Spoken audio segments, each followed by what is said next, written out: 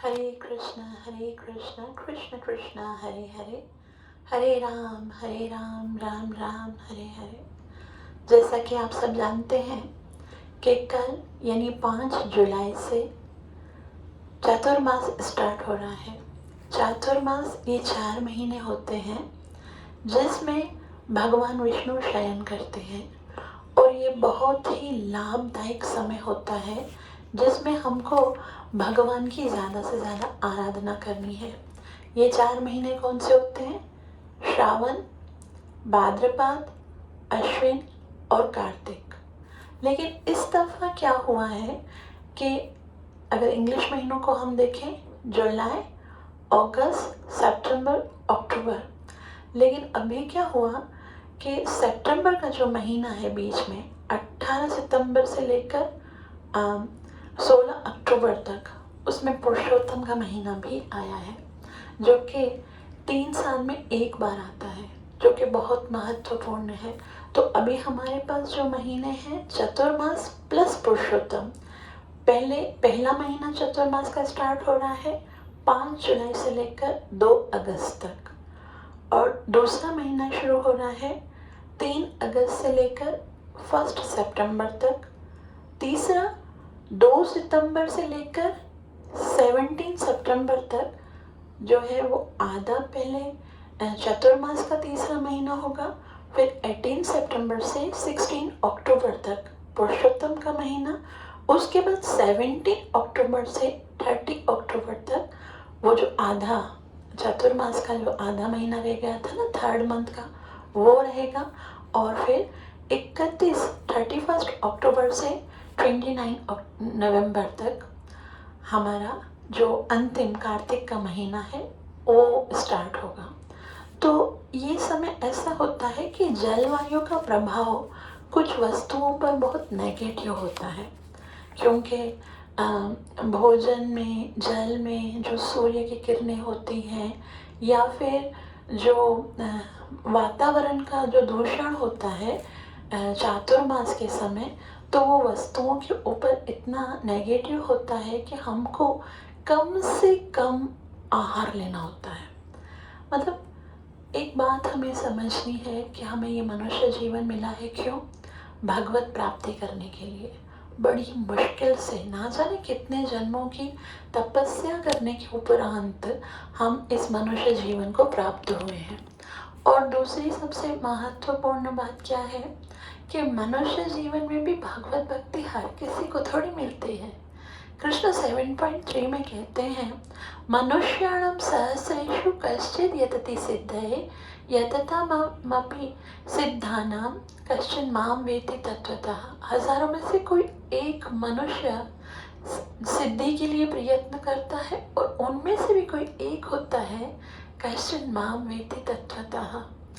तो कृष्ण की शरण में जो आते हैं, स्वयं कृष्ण उनके लिए कहते हैं 7.19 में कि बहुनां जन्मनामन्ते ज्ञानवान् मां प्रपद्यते वासुदेवः सर्वमिति स महात्मा सुदुर्लभ। वो बहुत दुर्लभ होता है जो इस बात को समझ गया है कि मेरे जीवन का लक्ष्य कृष्ण है।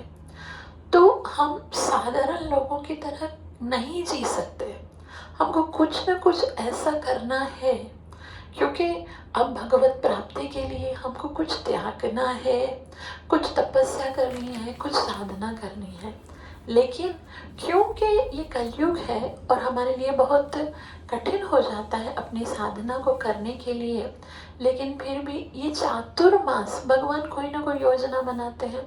तो चातुर्मास में भगवान हमें अवसर देते हैं कि अपनी साधना को हम अच्छे से करें।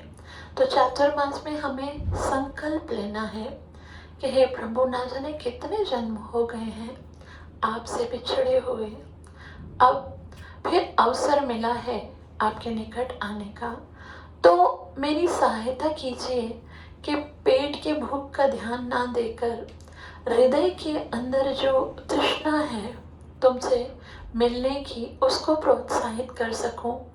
मतलब भोजन, आहार, अधिक जो वस्तुएं हैं, जो भौतिक हैं, जो तुमसे दूर करती हैं, उनसे मैं दूर रहकर आपको प्राप्त करने का प्रयास कर सकूं। तो जो हमें समय मिला है उसको अधिक से अधिक व्यवस्थित करना है। कैसे व्यवस्थित करना है? जो भौतिक कार्य हैं, जैसे जो ऐसे कार्य हैं जो भगवान के लिए नहीं बल्कि भगवान से दूर करने के लिए हैं, उनको कम से कम करना है और आध्यात्मिक कार्यों को ज़्यादा से ज़्यादा करना है।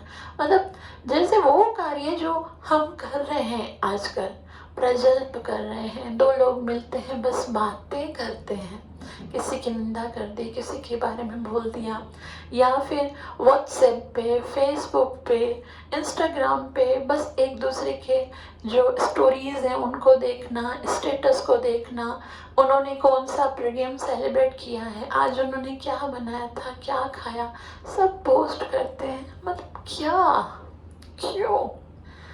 तो और उससे भी ज़्यादा क्या है, हम ऑनलाइन ये मंगवाओ, ये अच्छा है, ये मंगवाओ, उसी में सारा जीवन गुजर रहा है।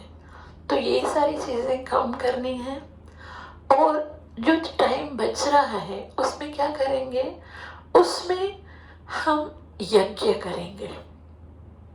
तो कलयुग का सबसे महत्वपूर्ण यज्ञ कौन सा है? भगवान कहते हैं यज्ञानाम जप यज्ञोस्मि। इस कलयुग में हरि का नाम सबसे बड़ा यज्ञ है। तो जिस जिस तरह से हमको सरल लगता है, सुविधा मिलती है, ज़्यादा से ज़्यादा हरि का नाम लेना है, ज़्यादा से ज़्यादा भगवान के नाम के साथ जोड़ना है।